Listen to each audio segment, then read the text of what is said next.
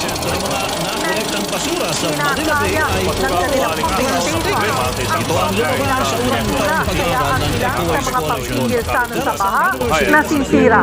You might see it every day. One of the biggest challenges in our community is the improper waste management. Maaring makita natin ito sa kalsada, sa ilog, o kahit sa paligid ng paaralan.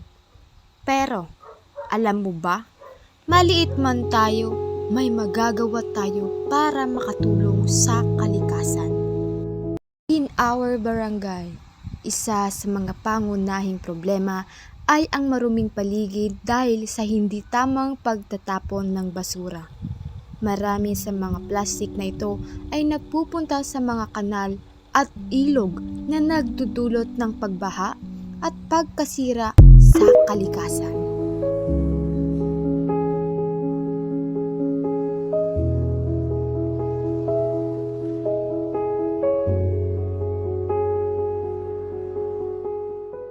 Ang pangunahing dahilan ay ang kawalan ng disiplina sa tamang paghihiwalay ng basura at labis na paggamit ng single-use plastics. Tayo'y magtulungan upang ang ating mga basura ay wala at hindi makaapekto sa ating kalikasan.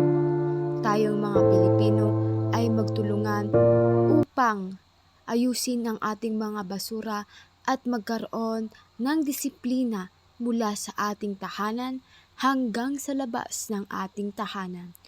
Magsagawa tayo ng mga iba't ibang plataporma tungkol sa proper waste management at magkaroon ng campaign upang tayo ay mas lalong umangat at makamtan natin ang masaganang kalikasan.